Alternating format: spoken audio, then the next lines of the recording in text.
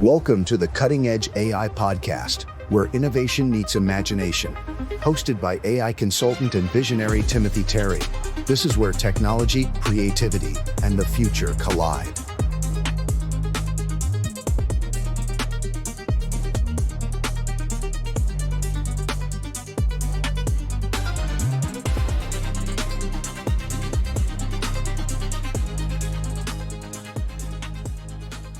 Welcome back, everyone, to the Cutting Edge AI Podcast. I'm Jonathan, and today we have a fantastic guest joining us. You all know him well, Tim, who's diving into the world of AI and customer service with us today. Hey, Tim, thanks for being here. And awesome. From here, thanks, Jonathan. Thanks again.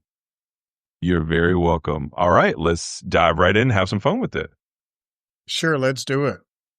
All right, Tim, let's jump right in. So to kick things off, we're talking today about AI and how it's transforming customer service. I'd love to hear from you. How do you see AI really stepping up the game in that space? And then from here, we'll just bounce back and forth. Sure, Jonathan. Great question. So with AI, I'm noticing that we're able to offer that Ritz-Carlton-like level of customer service experience, if you will. And what I mean by that is you're able to replicate that awesome customer service experience when it comes to being greeted by a warm, understanding, caring person that's every time someone answers the phone or every time someone comes to that restaurant or whichever scenario that the customer may find themselves in, they're able to get that duplicatable experience, if you will. So the warm kind of vibe, the emotional understanding. In this day and age with AI, it's pretty amazing that it's all of that is wrapped up in one, which is AI customer service, which is, in my opinion, just exceptionally awesome. Absolutely, Tim. That makes a lot of sense. It really is fascinating how AI can bring that kind of consistent, warm experience, almost like a Ritz-Carlton level of service, but through technology. And on that note, let's actually pivot to something a bit more on the security side. There's been a lot of talk lately about voice cloning and some of the risks. So I wanted to ask you, how do you see AI handling those concerns? For example, there are these stories about people getting calls from what sounds like a family member in distress, but it's actually someone using a cloned voice. How do you think we can address that kind of issue with AI in customer service? Yeah, great question, Jonathan. So with that, number one, there's something that you need to set up with your family members and being aware that, unfortunately, you have the good, bad, and the ugly when it comes to AI. And so people are able to, number one, you are able to get your voice cloned, which is great for business purposes and customer service experiences, things like that. But also the other side of that is what happens if your voice falls into the wrong hands? So I would say in order to protect yourself, one easy way to do that is talk with your family members. Let them know, hey, this is what's going on. We need to be aware of this, and set up a fail-safe word that only you and the family would know in case someone calls. You're able to ask them, hey, you're saying this is Arthur. Okay, Arthur, what's our family password that we use? And obviously, if they don't know that, then something's not right, and go ahead from that point and disconnect the call. Absolutely, that makes a ton of sense. So having that kind of family fail-safe or a personal security measure is a great way to tackle that. And it's really interesting to see how you blend the convenience of AI with just a bit of real-world caution. All right, let's spin it to another angle. We probably got a lot of authors and content creators listening in. How do you see AI being useful for them? Great question. So I would say with authors and content creators, well, let's go with the authors first. So one of my clients is in Los Angeles, California. She had asked me a question. She said, Tim, she wrote an awesome book. I have to give her a shout out. So it's Andrea M. Jackson wrote an excellent book called God Takes Broken Pieces. And we were talking about the book. Yeah, God takes broken pieces and makes masterpieces.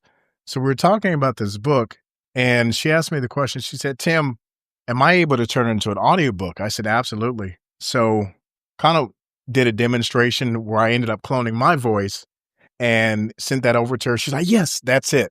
So being able to utilize something like that, which is going to save you so much time, What I mean by that is you're able to clone your voice just one time, Jonathan.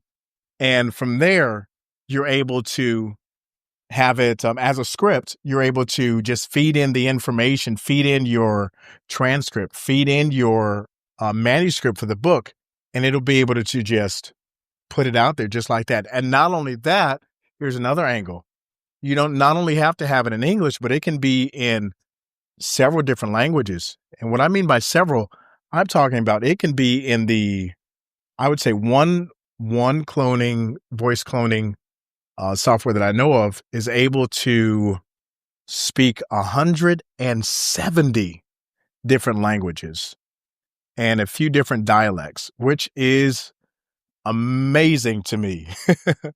And you also asked about content creators. Okay, so let's go with that. Another angle that content creators, like your YouTubers, things like that, can leverage softwares, AI softwares, is you're able to clone yourself. I'm not talking about just your voice, Jonathan, but you're able to digitally, if you will, clone yourself. And what I mean by that, let's dive a little bit deeper into that. You're able to clone your likeness, where it can look, at least, I want to say, percentage-wise, at least 99.9% like yourself, your mannerisms. And you're able to do that. So you're able to duplicate yourself. Say, for instance, you can't make it into doing the podcast today, or for some reason you're out of town, but you still have to get that content out. You can leverage your digital twin, if you will, to do the podcast. And you'll be just amazed at how real these digital twins can be. But also, on the ethical side, just let others know, as with the voice cloning, hey, you're speaking with a artificial intelligence, just to be on the ethical side. Absolutely, Tim.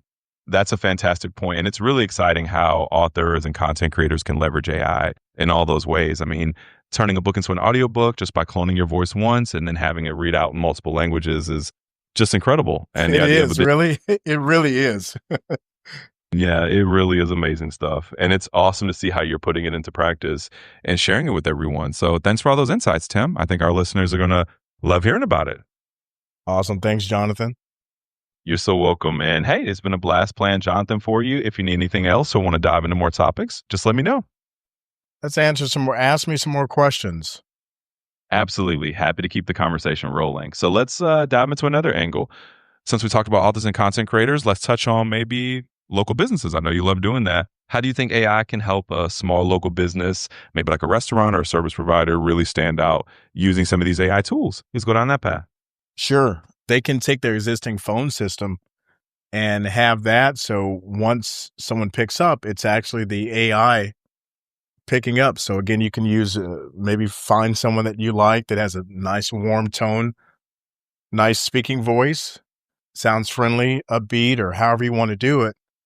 And from there, you can have the AI pick up, hello, thanks for calling ABC Company.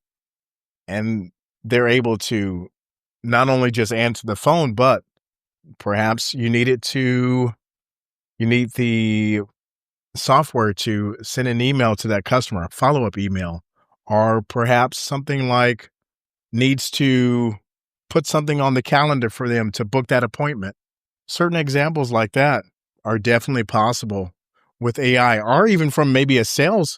If a business has a sales company and they want to call on different businesses, they're able to do that at lightning speed, where it would take one agent maybe several hours to get through 100 calls. One AI agent can call on several businesses, maybe in the thousands, within a few minutes. So it's just so many different ways that AI can enhance and not take away competition. Not competition, but not taking away, because I know we also need to address the fact that there is some fear when it comes to AI taking over different industries and things like that. The way that I see it is AI is not here to take away, but to enhance what we already have, to build upon that. And from that, maybe different positions will be created out of that when it comes to leveraging what we already have. Absolutely. And that's a fantastic way to put it. It's really about enhancing and expanding what businesses can do rather than replacing the human touch. So I think that's a great perspective. And yeah, it's exciting to see all these possibilities. So thanks for diving into all these questions. It's been really fun. Absolutely. Absolutely, indeed. It's always a pleasure chatting through these ideas with you. If anything else you want to explore or any other questions you have, just let me know. No problem. So, Jonathan, you're leading the conversation. You're the interviewer. So I need you to interview me. Absolutely. I've got it. I'll jump right back into interviewer mode. All right, Tim, let's keep it rolling. So we've covered AI and customer service. We've touched on security and even how it can help local businesses and content creators. One last angle I'd love to ask you about is the future. Where do you see AI in, say, the next 5 years when it comes to small businesses? How do you think it's going to evolve and what should people be looking out for? Wow. Another great question, Jonathan. Wow. You're going the 5-year mark. For that, I'll put it this way. Things are changing so fast. As one of my mentors in the AI space says, that it's changing at the speed of AI, which is, I would say, since we've had this conversation, while we've been doing this podcast, things have changed so much.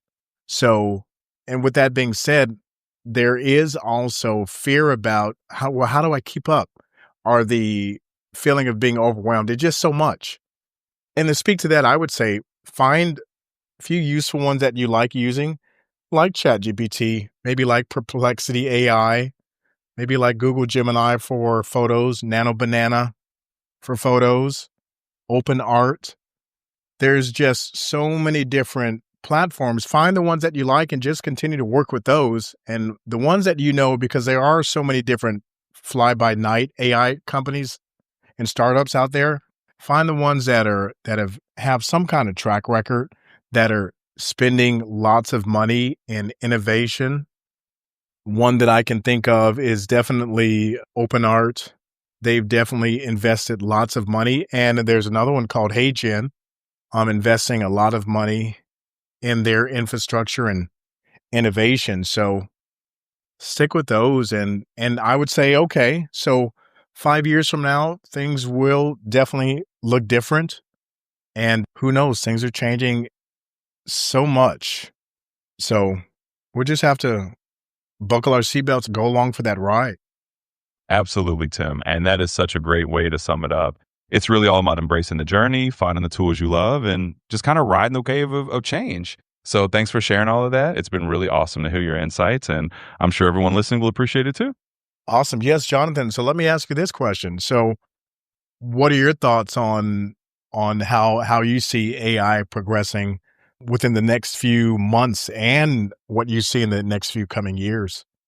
Yeah, absolutely. That's a great question to turn back on me. So I'd say in the next few months, we're probably going to see even more rapid integration of AI into everyday business tools, making it easier for people to just pick it up and run with it. And over the next few years, I think it's just going to become more seamless, more intuitive. And like you said, it's about finding the right tools and just riding that wave of change. So I'm right there with you on that. Thanks for asking.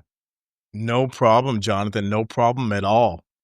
And Jonathan, let me cover another thing briefly because it's almost time to wrap up. When it comes to authors, our people are aspiring writers. When it comes to AI, I've come across so many people that want to get their book out there, or that have an idea for a book, want to get their biography or autobiography out there. But number one, they don't know where to start. And I can understand that can be an overwhelming task, if you will. So I would say I was just talking with someone a few weeks ago, and I was telling him, because he was sharing with me how he wants to get his book out. And I said, well, the easiest way to do that is to, as we talked about in the last episode, just going on ChatGPT or using your favorite language learning model and just going on to the dictate side, pressing the button where you can dictate a message like you can do within ChatGPT. Instead of typing it out, go ahead and click the dictate button or button where you're able to speak with one of the AI voices like in ChatGPT and just do a brain dump. Talk about your ideas for the book. And you can also take it a step further so that your book can sound more human. What you would want to do is to ask ChatGPT, hey, ask me a few questions about myself. And what you're doing with that is you're building a biography on yourself. So that way once you get that output, you're able to take that information and use that to re-ask ChatGPT or another learning language model based upon what you know. How can I build my book? How can it sound more like my story? How can I make it sound more human, more personable? So that's then from there, ask questions. Maybe in your mind, you kind of know how many chapters you want or how many chapters you don't want and the angle that you want it to be. And you have a writing partner or a ghostwriter with you, leveraging ChatGPT. So again, all things are possible with this day and age that we're in with leveraging AI. Absolutely. And that's such a fantastic note to end on. I love that idea of just using AI as your personal writing buddy and letting it ask you questions so that your story really shines through. It's a great way to make things feel more personal and human. So thanks for bringing that up. It's been an awesome chat. And I think we've covered a lot of ground. We definitely have. We've had some great insight today. So I'm excited about what we've been able to deliver today. So awesome. It's always great speaking with you, Jonathan. Absolutely, Tim. It's been a blast. We definitely covered some really great ground today, and I'm glad we could dive into all these insights.